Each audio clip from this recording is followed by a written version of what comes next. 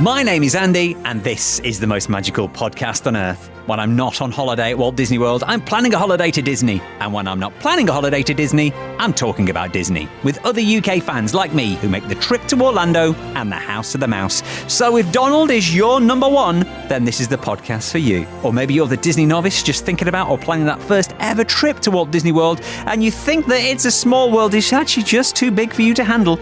Well, then this really is the podcast for you.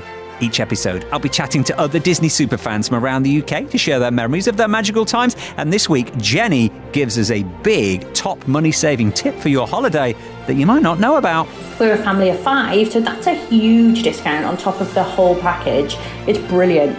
Also going to be answering your Walt Disney World questions, getting you all the latest news from the parks, and if you're heading over to Orlando over the next few weeks, we'll give you all the essential information you need to know right now. And make sure you keep in touch with us. We're on Facebook, Twitter, and Instagram at PodMagical.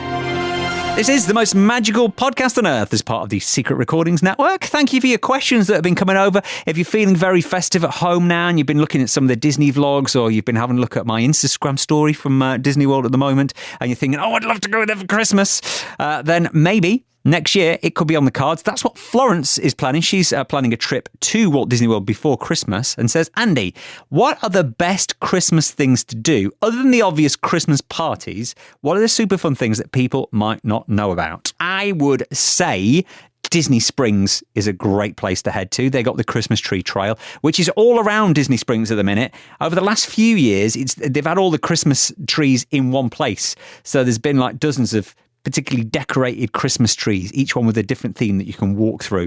At the moment, because of COVID and blah, blah, they're spread out throughout Disney Springs, but that's quite cute.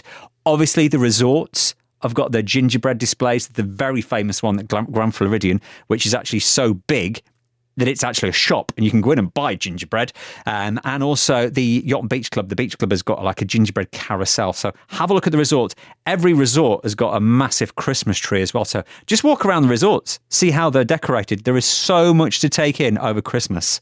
And that's just Disney. SeaWorld, they've got a huge Christmas tree thing in the lake there with little Christmas trees. Universal have got the Macy's parade and the Grinch show. There's so much going on that I think like 2 weeks is probably not going to be enough, because you want to do the normal stuff that we've not been able to do for a couple of years, and then all the Christmas stuff, and at the minute, the 50th anniversary stuff. So yes, there's a lot going on for Christmas, other than just the very expensive after-hours party.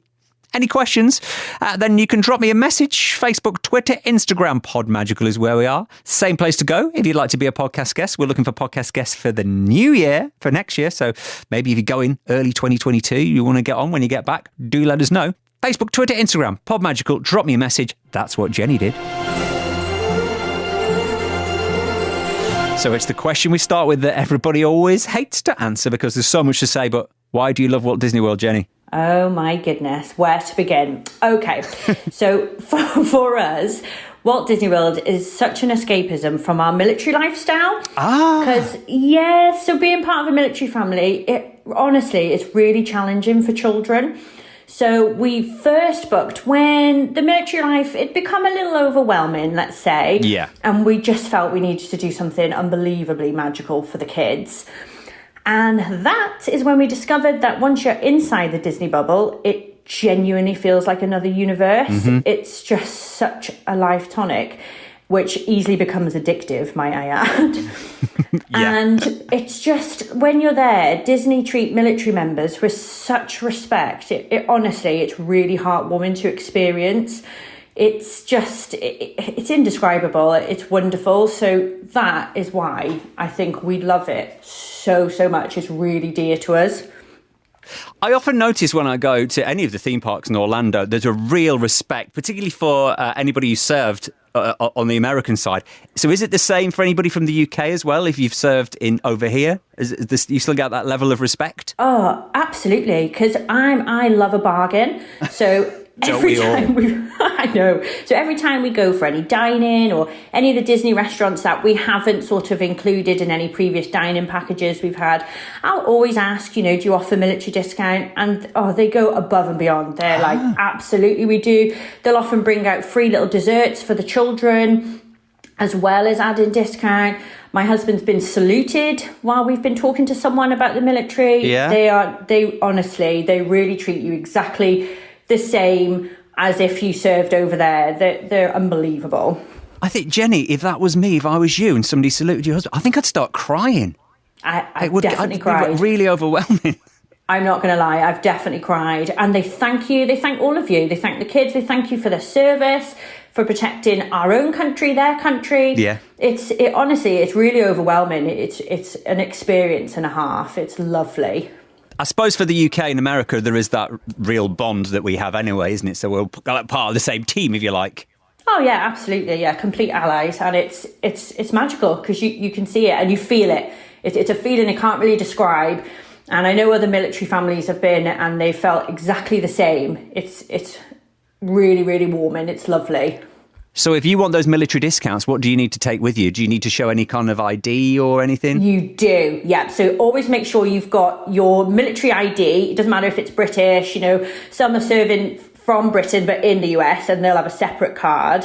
But also you can have a defence discount card, which is a UK defence card, but it's for spouses, children can have it. So it's definitely one to make sure you've got on you. And that's it. Once they've seen, the proof of the military identification, they're more than happy to apply discounts. Fabulous. And what if people who have served but no longer serve in the military? Can they still get something? Yeah, absolutely. Yeah, they treat vets pretty much exactly the same. Sorry, veterans, shortening it down there. They treat exactly the same amount of respect, the same discounts. It's a lifelong thing to carry for sure. Do you get anything before you go when you're booking flights and hotels? Is there any military discounts that way before you go? Yes, they have just started. They've not previously, and it is something I've always asked and I've always understood because you get it in Disneyland Paris, so for UK guests, but we've never had it for Disney World. But this year they've started it, so they'll actually apply much similar to the blue light discount. So for NHS discount, it extends to the military as well. So they'll apply, I think it's 5% off the cost of your Disney holiday. That's if you book a big package saving. with, it's massive because of course we're a family of 5. So that's a huge discount on top of the whole package. It's brilliant. And how old are the kids? So we've got 4-year-old, 7-year-old and 9-year-old, almost 10. That's magical Disney age. That's 3 magical Disney ages to go. Absolutely. Amazing ages. And we've taken them from all ages. The youngest has been 11 months and I think we've covered nearly every age zone. So it's definitely for any age. We love it. And you went last February, was it? Was the last time you went? We did. So we went late Feb, come back early March, just before they closed the Disney gate. So we're one of the exceptionally lucky people who got to go. So did you get to do Runaway Railway and Star Wars and all the new things that had opened? We did. We were there on opening day and it genuinely is one of my core memories for life because we made rope drop. We got a boarding pass for Rise of Resistance, which of course we got to see Galaxy's Edge in Hollywood Studios, the new Star Wars land. We got to go on Mickey and Minnie's Runaway Railway. We got one of the pins, the memorable pins for the ride opening, which I knew sold out on the day. It was unbelievable to experience all of that all in one day. It was the best thing ever. And was that half-term holidays when you went? No, it wasn't actually. We went, I think, the week after half-term. We'd got it arranged. Simply because with us being a military family, we kind of have to work around my husband's leave dates. Right. And the schools tend to be really great working with us with that. So we were very lucky. We managed to go during term time with permission, which is always helpful. Yeah. And I suppose that was also a little bit cheaper as well. And then you had your military discount on top. Definitely cheaper. Well, we didn't have military discount last year because it's something that's quite new. But any future trips, we will definitely be taking advantage of those discounts. We can't wait. And you have got a future trip planned for next year? We have, scheduled to go next year. So we've definitely taken advantage of that military discount. Oh. It definitely has its perks. So where are you staying next year? So we're staying off Disney property. We do normally stay on Disney property, but we're staying off. So we're very excited. It's actually a hotel we've not been to, but it's next door, I believe, to Animal Kingdom's lodge. Okay, so yeah, a neighbouring hotel. Yeah, absolutely. So it sounds amazing. And what was it for that? What was it that made you said you'd stayed on Disney property before, but you're not going to do next time? What is it that swayed that? Do you know, because we've grown in size, we just don't fit inside the standard rooms anymore. Right. As in, we don't meet the fire reg, so we literally can't stay in the standard rooms. And the family rooms in Art of Animation are outstanding. Yeah. We've just not we've not managed to book one there yet. So we found, because when we went last year, we actually stayed in an apartment. And the space was just, it was invaluable, honestly. Just having that separate zone of an evening where we put the kids to bed and we could prep for tomorrow, pack all the bags without having to be super quiet. We had the space to do the laundry. We had the kitchen. It was amazing. So that's what sold it for me to book again this time, somewhere where we knew we'd have that open space again. And it's great. I think Disney are missing a trick, aren't they? Not having those bigger... I know they've got DVC rooms and you can rent DVC points or if you want to buy into DVC, but I think having those slightly bigger family rooms, like when you say you've got 3 kids, you can't have you've got 2 double beds, but that's a lot. That's it. And of course you've got to squeeze all your 5 suitcases in that room as well. And that is it. That's the only thing I do find is we just don't kind of fit in the Disney resorts anymore. And I love them and I will forever tell people to stay at Disney resorts. I just don't think we fit in them anymore. There's only one thing to do in future, Jenny, and that is leave your least favourite child behind. Oh my goodness, imagine. I couldn't possibly. Go, yeah. You've been the naughtiest this year, so I'm sorry. You can't come to Disney World. That could be a threat, couldn't it? You better behave, otherwise you're going to be the one who gets dropped. Do you have a favourite resort when it comes to staying on property? Yeah, so for us, I love the Caribbean beach. Yeah. I think the themed rooms are amazing. They've got the ship wheels on the beds and just the whole thing is great. The kids are in awe when we've stayed there. But we've also, so that's one of the moderate resorts, but we've also stayed in one of the value ones. I think it was All Star Movies. And the kids loved it. They've got all the ginormous characters dotted around outside. The pools are incredible. And yeah, I highly recommend the value hotels. I think they're great. Now, we've talked about the last time you went. We've talked about the next time you're going. Let's talk about the first time you went. Was it with your family now, or had you gone quite a few years before? Well, I actually went when it was about 1991, so I was young. But I don't have any memories of that trip.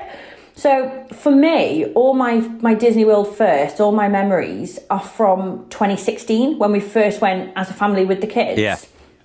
That's definitely what I'd count as my first.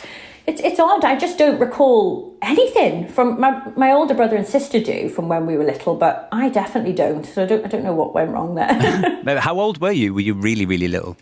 Well, I was 6. So I was definitely old enough to... I think I recall the castle... but no, that's pretty much it. I have more memories, oddly, of going to Universal Studios. Yeah. Isn't that strange? Yeah, it is. So all of my memories are from the recent years, definitely.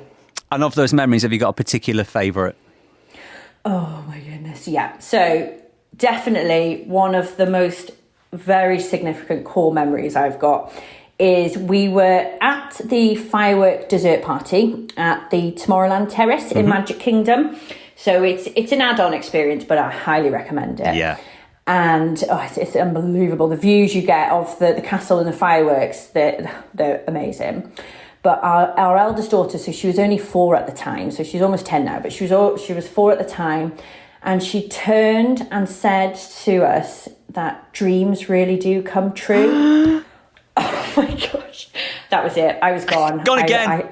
I sobbed, and I genuinely didn't think I could cry anymore because I'd cried that many times while I'd been there. Yeah.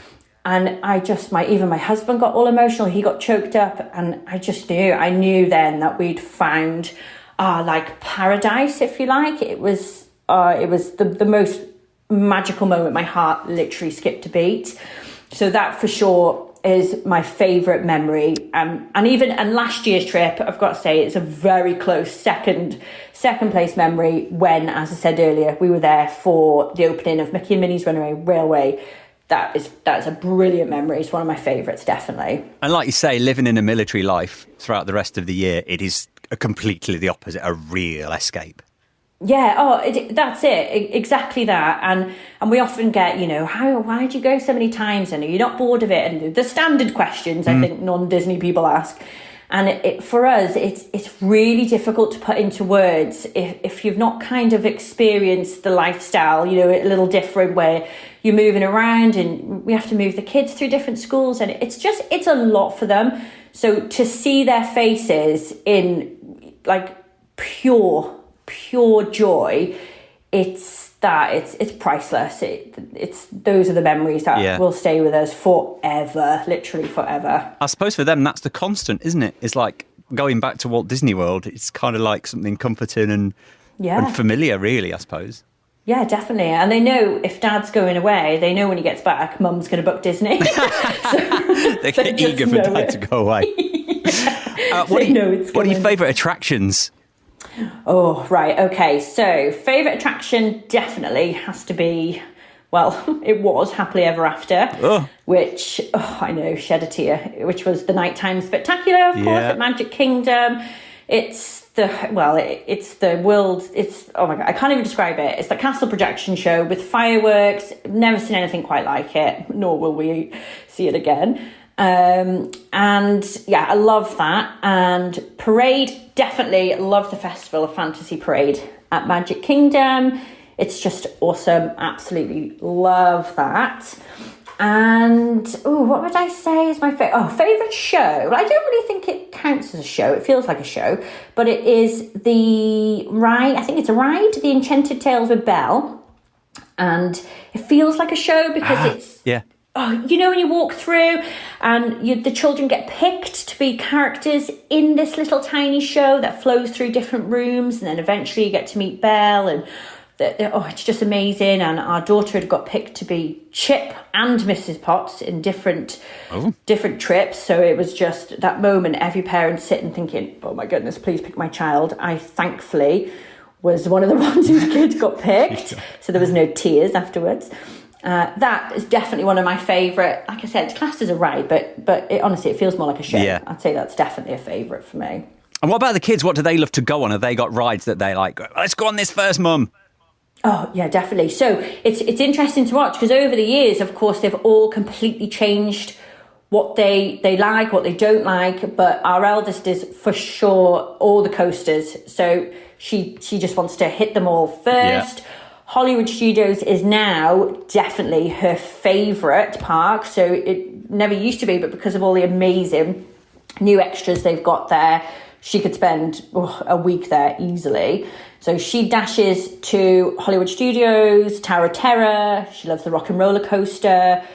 The new Mickey and Minnie is one of my favourites because it's one of the few rides we actually all fit on as a 5. Oh, yeah, of course. And we can sit together. There's very few rides we can actually do that on. So that's why we all love that one. The youngest was obsessed because she's 4. She was obsessed with Toy Story. So Toy Story Land was just her absolute heaven. She loved the alien swirling saucers. She loves all of the Buzz Lightyear rides, Space Ranger Spin. She just loves them. And my son is just starting to love the coasters. So he's more of the shows and the safari. Me and him could just go on that forever. In Animal Kingdom, the Kilimanjaro safari over there. So that's definitely, they're in separate zones, which I like because we get pulled off in different directions and we get to do a little bit of everything, which is fab. And what about food? Do you tend to eat in the parks? You got any particular favourite restaurants or things you like to eat? Oh my goodness, I think we only eat in the parks and in the resorts because there's just too many. There's too many amazing ones to try and go to. I definitely couldn't pick one favourite, but if I was to sort of subcategorise, say, I would definitely say that Coral Reef Restaurant at Epcot is our favourite place to visit for like an immersive dining experience because you're basically dining inside an aquarium. Yeah, nobody's mentioned this one, I don't think, ever on the podcast. Oh, really? Yeah. Oh, it's insane. The kids are blown away. You're literally just eating your dinner and then you've got all these animals, like a shark going past or a stingray. And It's just amazing. And the steak is absolutely gorgeous as well. Highly recommend that. And then, so that I would say is for an immersive dining experience. But then without a doubt, I'd say the buffet at Chef Mickey's is like our absolute favourite for character dining, which is at the Contemporary Resort. We've always booked it with our dining package when we stayed in Disney. So there wasn't actually any additional charge, which is always great. Yeah. And then you get to see all the clubhouse characters. So you've got the main ones. You've got Mickey, Minnie, Donald, Daisy, Goofy, Pluto. They're just all walking around and they make such a fuss of everyone, young and old. It really doesn't matter.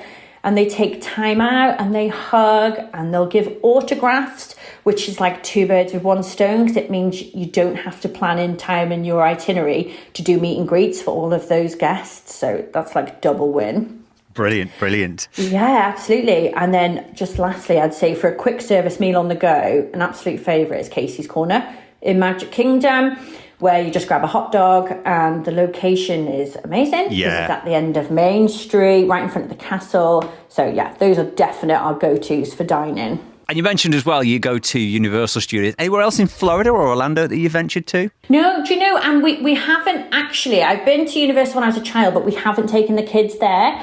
So that's going to be a first for us on our trip next year. But otherwise, we just we'd love to go and take a bit of time out and walk around Celebration, which is, of course, just outside Disney, although still Disney because it's a little residential town which was built by Disney. Yeah. It's got like a little 50s vibe, and the ice cream parlour is absolutely scrumptious. So we'll always take time out to go and stroll around there. And we always try and take like a little afternoon off where we'll just drive to different spots around Orlando, because our dream is to have like a little holiday home out there in the future. Oh, you planned your retirement? Oh, absolutely, yeah. Hopefully earlier, but for sure. The earlier the better. The earlier the better, yeah. As soon as we can. Oh, I can look out for you on the Place in the Sun, Jenny. Yes, yeah. Oh my goodness. Be checking every different place just so I can really get a feel for how close are the parks. That's all I want to know. What's that distance? Yeah, I don't care about how many rooms you got. How near is this to the Magic Kingdom? Can I see the fireworks from the back garden? Yeah. That's all I want to know. That's it, absolutely. So I'm going to give you your perfect Disney day, Jenny. Oh my goodness. So oh my gosh. you can right. You stay where you want, eat where you want, go where you want. You've got park hoppers, you've got fast passes. Or sorry, Lightning Lane. Let's get it right. I know, it's all different. Okay, I think I'm going to need Bernard's watch for this one as well, because this is going to be a very busy day. Oh, I'm doing everything. Go on then. Absolutely everything. So we're going to wake up at Animal Kingdom Lodge in a Savannah room. Yeah. We're preferably club level if someone else is paying. Mm-hmm. But we are going to have our morning brew, looking out at the savannah, watching the giraffes and the zebras grazing outside. How heavenly does that sound? Then we're going to head down for breakfast at Boma, because I've never been and I'm desperate to go because people rave about the bread and butter pudding. Right. So that's a must. Then we're going to start at Hollywood Studios in Galaxy's Edge, because it is unbelievable. It's incredibly immersive. I can't really stretch enough how much you don't need to be a Star Wars fan to enjoy Galaxy's Edge. Yeah. Because I'm going to have to admit, I'd never seen a Star Wars film before we went. I have now, but it was just not required. It's the best place ever. So we would go on the Millennium Falcon Smuggler's Run, because it's insane. And you get to be either a pilot, the gunner, or the engineer, I think it is, on the smuggler's mission. And then we're going to hop straight onto Rise of the Resistance, because it's insane. I won't spoil it for anyone who's not been on it, but there's interrogation, there's stormtroopers, there's lightsabers, there's just so much more. And then we're going to pop by the droid depot, and we're going to build our own droid, because why wouldn't you? While you're there, you might as well, yeah. Oh, exactly, yeah. Probably jump into the lightsaber workshop, actually. Just do it all. Just do it all. Then we're going to move into Jedi training, because the kids love to do that, having a lightsaber fight with Darth Vader and Kylo Ren. You don't get to do that every day. No. So for sure we'd be doing that. And then straight from Galaxy's Edge, we're going to flow into Toy Story Land, because it's my youngest's favourite place on earth. And it's right next door. So. Oh, it's right next door, exactly. And Slinky Dog Dash is fantastic. It honestly adds to the coaster experience you get now at Hollywood Studios. It's just brilliant. And then you've got Alien Swirling Saucer, Toy Story Mania, and then stop for Buzzy Photo Op. Maybe Jessie and Buzz and Woody, sorry, if we've got the time, but definitely a Luxo Ball photo because it's just one of the best photos you can get in Hollywood studios, in my opinion. And then we're going to whiz around the rest. So what have we got? We've got Tower of Terror. Kids love that. We've got the Rock and Roller Coaster. Of course, Mickey and Minnie's Runaway Railway. And lastly, we're going to pop by the Nemo show because I just love that. And then we're going to whiz straight to Epcot because, of course, time it's not a problem right now. Yeah, I don't know what time of day it is now. We've not even got to lunchtime. We've not even had lunch. So we're going to go straight on Frozen Ever After, which is the new, well, I say new, it's not that new anymore, but it's the boat ride, which got the incredible animatronics, I must say. I absolutely love it. The kids loved it. And then we're going to stop for lunch at Tepanedo, which I've not been to again. It's always on our must-do list. So for some reason, I don't know why we haven't done it. So I'm definitely going to do it on my dream day. And then we're going to do a quick lap around World Showcase, as you do. Mm-hmm. Just whiz through all of them, maybe grab some snacks. And then we're going to go on to Animal Kingdom and literally run as fast as you can to Pandora because it's just the most insane place I think I've ever been to in my life. The floating mountains, you see, you cannot describe it. The sounds, the smells, you need to be there. Day or night time, when would you be there? Oh my gosh. It's good in both, isn't it? A really tricky question. I'm going to say nighttime. Nighttime with the kind of slightly illuminated floor. Oh my gosh, yeah, that's insane. Yeah, definitely nighttime there, and then whiz back into daytime then. Okay. But yeah, so definitely nighttime. And then go on Flight of Passage because it's the best ride on the planet. It's a 3D flying simulator experience. I think just to try and put it in a nutshell for anyone wondering what it is, it's insane. If you've been on Soarin around the world at Epcot, it literally makes that feel like a seesaw in a playground. Yeah. Just to try and compare them. It's insane. And then I would go straight on Kilimanjaro Safari because that's my second favourite ride in the whole of Disney World. I just love seeing all the animals because you get a guided tour and the animals look so healthy and well looked after. And the barriers which separate them all, they're just so well integrated and they're disguised into the surroundings. It's very clever. I just love it. Oh, it's so good. And the drivers are so much fun. And you just like silly things like I seen a hippo for the first time in my life. And I was absolutely amazed. And even the people on our ride were just in stitches because I just couldn't quite believe that I'd seen a hippo in real life. I just thought it was the littlest things, they're just magnified over there. They really are. And then we're going to whiz on Expedition Everest because my eldest loves that. And then see the Lion King show because you've got to while you're there. It's amazing. And then to finish off in Animal Kingdom, we always have a stroll through the jungle trek to see the tigers and the gorillas at the Gorilla Falls Exploration Trail. So that would be that. So I've now whizzed through like at least 3 parks. Yeah. And then to finish off the day, so I'm not going to do any water parks because I do like a water park, but if I was to plan a perfect day, I don't think I'd pop to a water park. So I'm not going to go to any of them. Well, you've no time by the sound of it. I've just got no time, exactly. But I've always got time to head to Casey's Corner. As I mentioned earlier, it's a definite fave for us. Grab a hot dog, and then I would just stare at Cinderella's castle in awe for about 5 minutes. And then once I feel like I've fully absorbed every inch of the castle, I would go and meet Mickey and Minnie for a cutch and a photo op because, that's just the one you've got to make sure you get while you're there. Yeah. Although it's Absolutely. Just Mickey at the moment. Where's Minnie gone? Just at the moment, there's no, what did you call it? Cutch? That's Welsh, isn't it? For a cuddle. It is, I'm sorry, yeah. So a cuddle, yeah. Well, there's no cuddling, there's no autographs at the minute, but there's... I know. But you can see him he's back in his normal room for a quick selfie. But you can see honestly, you see the big man. I feel I was one of the last people who had a proper cuddle off them because they closed. Yeah, you probably were. I think I was definitely one of... I'll just say I was. I'll say I was the last. The last person to hug Mickey Mouse. The last person to hug Mickey Mouse. I know. I bet it's really different now. I bet it's still amazing, but definitely different. So I've hugged them, I've got my photo, and then I'm going to head straight for Space Mountain. Oh, she's not finished. She's not finished yet. I'm absolutely not finished. We're going to get plunged into darkness on Space Mountain. Yeah. Then we're going to run to Seven Dwarfs Mine Train.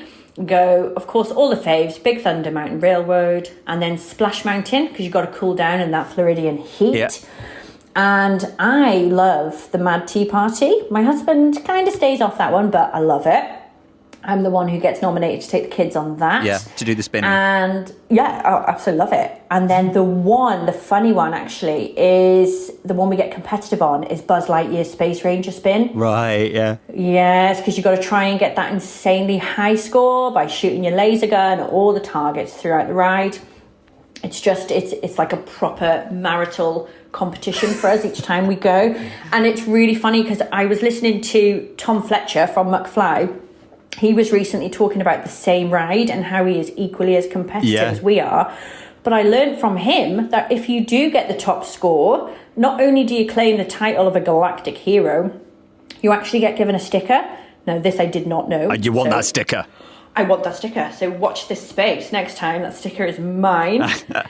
And then just to finish off, I would grab a Joffrey's donut, which is definitely my guilty pleasure. I'm obsessed with all the Joffrey stands dotted all over the parks. And then we'd pitch up for the Magic Kingdom Nighttime Spectacular show, and that's my day. Oh, I'm exhausted. Busy day. I am exhausted. What have you had a look at YouTube videos of the new Nighttime Spectacular at Magic Kingdom? Yes. We love Happily Ever After, but what do you think of the new one? Oh, I know. Do you know, it's amazing, and I know the minute I see it, I will fall in love with it, and it'll be just out of this world. But I just, Happily Ever After has just stole a piece of my heart forever. So I don't think I'd be able to compare them as this one's better or this one's, because I just think Happily Ever After sits on its own little pedestal. Yeah, special. So I lasted about 2 seconds where I said, I'm not going to watch Enchantment until we go. And then I watched it that same night. Can't wait till next year. Just get it on now. That's get on YouTube. Far too long. Yeah. Get it on YouTube. That's it. And the kids loved it and we all loved it, but I didn't cry. Whereas I still cry every time I watch Happily Ever After. Here's my prediction, Jenny. When you next go to Walt Disney World and you're in Magic Kingdom watching the fireworks and you're back, I got to put money on you'll cry. At those fireworks. I'll put money on it. I'd put £1 billion on it that I'd cry for sure. It's a definite. I cry the whole time I'm there. I am that blubber who's walking around just crying at everything. I cry at the lampposts because they look so pretty and they're so decorated, so nice. Yeah. Oh, I just love it. I love everything there. Now, you were doing a lot there in your perfect day. In fact, I think you pretty much did every attraction in every park. So, when you go next time, are you going to pay for Genie Plus? Are you going to do the Lightning Lanes? Because with the UK ticket now, we can pay for Genie Plus in advance. And on the 14-day ticket, it's about does it work out about £97 for the 2 weeks, which is cheaper than paying $15 a day. $16 a day because you've got to pay tax. This is something we've just started to look into because we've already booked, we've already paid for our tickets. So we need to look into if it's something that we can add on. You can. You know, oh, can they will let you do that. They will. Yeah, with the UK tickets, if you phone the UK Disney World, where you got them from, and explain you'd like to add on Genie Plus ahead of the time, they can add that onto your tickets. But don't forget, you have to have it for every day. Yeah, and it'll have to be for all of you. So, and there's 5 of you. And there's 5 of us. So you're talking nearly 500 quid. I know. So, I mean, I can't imagine doing Disney World without a queue jump. I cannot imagine it. So I think even though it is costly, I still think it's something that we're going to need to get through as smoothly as we normally do. So it's a lot of money. It is a lot of money. So I'm going to say, I tell you what, I'm going to say probably not, but I know my husband would say definitely. So we will see. We will definitely see who's going to win that one. I feel he might win it, but we will see. They've kind of got us, haven't they? Because we know if we want to pay on the day, it's $15 plus tax each. So that's $16 a day. So you're going, oh, well, if we get it before we go, it's only £6, which works out about $9 something. So you're saving, but you've got to get it all. But then also, if you've got it for the entire time, and you can use a lightning lane on every day of your holiday, every day in the parks, it really is a time saver. Time is money, but it's a lot of money. but it's a lot of money. And that's the thing. But of course, buying the tickets themselves as a whole, you think, oh, that's a lot of money. But then you break it down per person, per day, and you think it's actually half the price of like getting into Alton Towers for one day. Yeah. So it's totally worth it. So I think I'm just going to apply that to it. And then once it's all broken down and the amount per day, once I can see it like that, I'll definitely probably book it. Or work it out as amount per ride. Well, how many rides are we going to do? Yeah. £500 divided by how many rides we're going to do. Yeah. Yes. Yeah, I think that's the way forward, for sure. To talk yourself into it is basically what you're doing, Jenny. Yeah, that's literally what I'm doing. Yeah, it's one of them. It's probably like, I know I'll do it, but I'll just talk myself into it over 3 months and then I'll get it. Well, I'm looking forward to next year for you. It sounds like you and your family deserve these trips to Walt Disney World.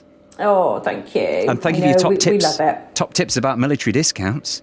I know. Yeah, see, everyone, there's a lot of things people don't know. People didn't realise, even though it's not Walt Disney World, but if you went to Disneyland Paris, you actually get your tickets for 50% off at the gate with your military ID. A lot of people don't know that. There you go. There are so many perks to having a military card and Disney deals, for sure. Every time on every episode on this podcast, I learn something every episode. That's what we're in for after 2 years. I'm going to say have a very Merry Christmas, Jenny, and all the best for next year for your Disney trip. Thank you, Andy. Merry Christmas to you. And have a magical day. Thank you. Have a magical day. Bye-bye. And if you would like to join me on the podcast to chat all things Walt Disney World, send me a message. Facebook, Twitter, Instagram, Podmagical. Just let me know what your Walt Disney World plans are. Last time you went, that kind of thing. We'll sort out a time sometime in 2022 to talk about the most magical place on Earth. If over the next few weeks you are going to the most magical place on Earth, well, you're in for a treat because Christmas, what better place in the world to be over Christmas? If you're going this week, if you're going over the weekend, you should be in for a pretty quiet week in pretty much all the parks. And then from next weekend through to early January, it's going to get very, very busy. Christmas, New Year is mega busy. A lot of people say after that, after New Year, it gets quiet. Well, it's actually still quiet the first week and a bit of January because we've got the marathon weekend, the first full weekend in January. So very, very busy. Things that are happening, well, obviously it's Christmas. The International Festival of the Holidays are on at Epcot, and also the Merriest After Hours are on for select nights at the Magic Kingdom. I think the last one of those is the 21st. So you've still got a couple of weeks of those if you want to go to their After Hours event, if you are going over to Walt Disney World. If you're going early January, then as I mentioned, you've got the marathon weekend that I think starts around the 5th or 6th. That first full weekend is going to get very busy, and then it should be pretty quiet for the rest of January by then. And from the 14th of January, Epcot, that's when the Epcot International Festival of the Arts continue. And then the end of January, over at Universal, the Mardi Gras starts end of January, beginning of February. But more about that nearer the time. But if you are going over the next few weeks, have an amazing time. The weather should be pretty cool. You might get some days when it gets into the 70s, but at night, make sure you pack a spirit jersey or a jacket with you because it will get pretty cold. The final top tip of the year for this podcast. It's all about Genie Plus. Have you had a look at Genie Plus? Have you had a bit of a think about Genie Plus? We were just talking about it earlier on the podcast. Here in the UK, when you buy your Walt Disney World tickets, your 14-day ticket, you do have the option to purchase Genie Plus ahead, and it does save you a lot of money. It's cheaper than buying it on the day in the parks, but before you pay that £100 per person, and as we were saying to Jenny, family of 5, that's £500. That's a lot. Just think about whether you will actually use it or not. The offer looks very tempting because we think we're saving a lot of money, but really, are we? Epcot, you're not going to really get much use out of it. Animal Kingdom, you're probably not going to get much use out of it. So maybe you're only going to really use Genie Plus on a big Magic Kingdom day and maybe a Hollywood Studios day. And even so, it doesn't include Rise of the Resistance and Seven Dwarfs Mine Train. So you're still going to have to pay for those as well. So before you think you've got a real good deal by paying for Genie Plus in advance, just have a bit of a think. Just look at the crowds and go, well, actually, I don't mind waiting for that. Or maybe you're staying at a deluxe resort and you know that Magic Kingdom and Epcot, you've got a couple of nights when you can go and it's going to be really quiet. So you might be thinking you're saving a lot of money by buying Genie Plus in advance, but really, are you? Do the maths, have a think before you get carried away and fork out. That's it for this podcast. Obviously, right now, I'm actually at Disneyland in California right now. So I've had a few days in Walt Disney World and right now at Disneyland. So I'm experiencing Christmas at Disney, both sides of the Atlantic. And then at the end of December, I'm going to spend New Year's Eve in Disneyland Paris because, well, it's been a few years and you can never have enough castles in your life. So 1 month, 3 castles. If you want to find out what's been going on, what I've been up to, the best place to look is over on our socials, in particular Instagram. A lot of Instagram stories is probably where it's going to be mostly be. So give us a like, give us a follow. If you are going to the parks yourself, tag us in your pictures as well, at PodMagical. Give us a follow, give us a like, and don't forget to subscribe to this podcast because, well, you never know when the next episode might come along. It might take you by surprise. We don't want you to miss that. So hit that subscribe button. Brand new regular podcast coming out every other Friday, but who knows when the next one might be out. And until next time, please stand clear of the doors.